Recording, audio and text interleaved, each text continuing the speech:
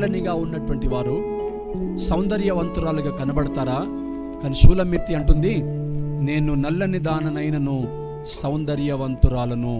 సౌందర్యవంతురాలుగా ఆమె మారటానికి గల కారణం ఏంటంటే ఆమె రాజు మీద ఆనుకొని జీవిస్తుంది, రాజుని ప్రేమిస్తుంది.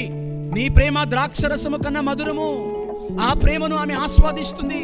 ఆ ప్రేమ పొందుకున్నటువంటి ఆమె తన పాపాన్ని విడిచిపెట్టి ఆ ప్రేమలో లీనమై ఆ ప్రేమను అనుభవిస్తూ పాపపు క్రియలు విడిచిపెట్టి పాపపు జీవితాన్ని విడిచిపెట్టి ఆ పరిమళ తైలమును పూసుకున్న ఆ ప్రియుని దగ్గరికి వెళ్ళి ఆ పరిశుద్ధతను పొందుకొని ఉన్నది ప్రియులారా. అందుకని ప్రకటనీయుడైనటువంటి యోహాను గారు చెబుతున్నాడు, ఆ పెద్దలలో ఒకడు నాకు చెప్పాడు, వీరు గొర్రె పిల్ల రక్తములో తమ పాపములను ఉతుకుకొన్నారు అని అంటున్నాడు. చూసారా ప్రియులారా, నువ్వు నల్లని దానని కృంగిపోతున్నావా? ఈ లోకంలో పాపము చేసినటువంటి ప్రతి వారు కూడా కృషించిపోయి ఉన్నటువంటి వారుగా మనం చూస్తూ